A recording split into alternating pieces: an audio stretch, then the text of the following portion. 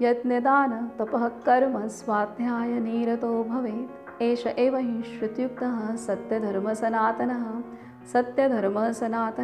एष आदेशः एष उपदेशः एतद अनुशासनम. सर्वांना नमस्कार. आज आपण अग्निहोत्राविषयी श्रीमद भगवद्गीता आणि ज्ञानेश्वरीमध्ये आलेले संदर्भ पाहणार आहोत. विषादयोग झालेल्या अर्जुनाला कर्माचं महत्त्व समजवण्यासाठी केलेला उपदेश म्हणजे 700 श्लोक असलेली श्रीमद भगवद्गीता. भगवान श्रीकृष्णांनी 3रा अध्याय कर्मयोग ह्यामध्ये अर्जुनाला स्वधर्माचरण म्हणजे काय, ते कसं करावं आणि ते केल्याचे फायदे आणि ते नाही केले तर काय होतं ह्याचं सखोल मार्गदर्शन केलं आहे. या कर्मयोग अध्यायामध्ये 14 व 15 या श्लोकामध्ये भगवान श्रीकृष्णांनी यज्ञ करणं हे सर्वात प्रधान कर्म सांगितलेलं आहे. तो संदर्भ आज आपण पाहू. ज्ञानेश्वर माऊली अन्नाची महती वर्णन करत आहेत. जी ही यज्ञ सिद्धी जाये परेशा तोषु होय, ते हे सामान्य अन्न न होय मनोनिया, हे न म्हणावे साधारण अन्न ब्रह्मरूप जाण, जे जीवन हेतू कारण विश्वायया. माऊली म्हणतायत, ज्या अन्नाच्या योगाने यज्ञसिद्धीला जातो आणि परमात्मा संतुष्ट होतो ते हे अन्न कमी योग्यतेचे नाही, म्हणून ते अन्न सामान्य समजू नये. अन्न हे ब्रह्मरूप आहे असे समज, कारण की अन्न हे सर्व जगाला जगण्याचे साधन आहे. अन्नात भवन्ति भूतानि पर्जन्यात अन्नसंभवः, यज्ञात भवति पर्जन्यो यज्ञ कर्मसमुद्भव, कर्म ब्रह्मोद्भवं विद्धि ब्रह्माक्षरसमुद्भवं, तस्मात् सर्वगतं ब्रह्म नित्यं यज्ञे प्रतिष्ठितम्. अर्थात अन्नापासून भूते उत्पन्न होतात, पर्जन्यापासून अन्नाची उत्पत्ती होते, यज्ञापासून पर्जन्य होतो आणि कर्मापासून यज्ञाची उत्पत्ती होते. कर्म हे वेदापासून निर्माण झाले असे जाण आणि परमात्मा हा वेदाचे कारण आहे, म्हणून सर्वव्यापी वेद यज्ञामध्ये नित्य स्थिर आहेत.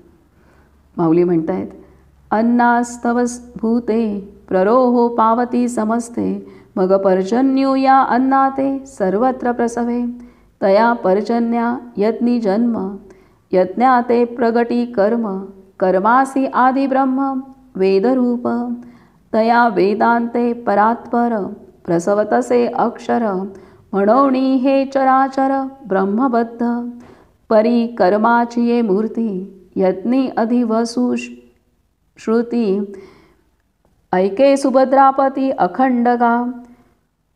अर्थात हे सर्व जीव अन्नामुळे वाढतात व अन्न हे पावसामुळे उत्पन्न होते. तो पाऊस यज्ञापासून उत्पन्न होतो व तो यज्ञ कर्मापासून प्रकट होतो आणि त्या वेदाची उत्पत्ती परात्पर व अविनाशी अशा ब्रह्मापासून होते, म्हणून वेदरूप ब्रह्म हे कर्माचे मूळ आहे. हे स्थावर जंगमात्मक विश्व ब्रह्मात गोवलेले आहे. भगवान श्रीकृष्णांनी या 2 श्लोकांच्या आधारे आपणाला स्वधर्म आचरण करण्यामध्ये यज्ञ करणं हे किती महत्त्वाचं आहे हे सांगितलेलं आहे. आणि सर्वात प्रथम आपण आपल्या जीवनात यज्ञाचं आचरण केलं पाहिजे हे ह्या श्लोकांच्या माध्यमातून आपल्या लक्षात येत आहे. भगवान म्हणतात की ज्या अन्नावरती सर्व प्राणीमात्र अवलंबून आहेत ते अन्न पावसापासून निर्माण होतं, पाऊस यज्ञापासून निर्माण होतो, यज्ञ कर्मापासून निर्माण होतात, कर्म वेदांपासून निर्माण होतात आणि वेदांची निर्मिती भगवंताने केलेली आहे. जर आपण उलट पाहिलं तर आपल्या लक्षात येईल की भगवंताने वेदांची निर्मिती केली आणि ह्या वेदांमध्ये मानवाने कर्मयोग अर्थात स्वधर्माचं आचरण कसं करावं ह्याचं मार्गदर्शन केलं आणि त्यामध्ये सर्वात प्रथम स्थान दिलं की वेदांनी मानवाला सांगितलं की बाबा रे यज्ञ करा. कारण यज्ञ केलं असता त्यातून वातावरण शुद्धी होते, प्रकृती शक्तिशाली होते आणि त्यामुळे पाऊस पडतो. पाऊस योग्य रीतीने पडला असता अन्नाची निर्मिती योग्य होते आणि त्यामुळे संपूर्ण प्राणी मात्र त्या अन्नावरती व्यवस्थितरित्या जगू शकतात. तर आपल्याला व्यवस्थित जीवन जगण्यासाठी यज्ञ करणं हे आवश्यक आहे आणि ते यज्ञाचं आचरण करा अशी आज्ञा आपणाला भगवंताने वेदांच्या माध्यमातून दिली होती. आणि सर्वात प्रधान कर्म यज्ञ करा असा निर्देश दिला होता. आणि हेही सांगितलेलं आहे की यज्ञामध्ये वेद नित्य स्थित असतात, म्हणजे उपस्थित असतात. याचाच अर्थ यज्ञ आचरण आपण जर केलं, आपण आपल्या घरामध्ये यज्ञ केला, तर तिथे वेद म्हणजे भगवंताची उपस्थिती असते. माऊलीसुद्धा आपल्याला सांगतात की आपण जे अन्न ग्रहण करतो त्या अन्नाला साधारण समजू नका, कारण त्या अन्नावरती संपूर्ण प्राणी जिवंत राहतात.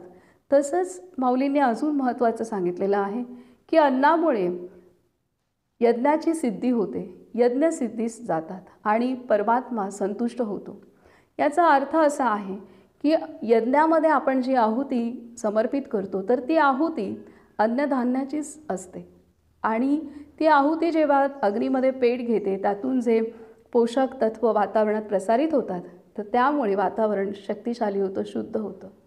आणि आपण यज्ञाचं आचरण करतोय आणि भगवंताने वेदांच्या माध्यमातून जो मानवाला आदेश दिला होता तो पालन करतोय हे पाहून भगवंतसुद्धा परमात्मासुद्धा संतुष्ट होतो असं माऊली आपल्याला स्पष्ट करत आहेत.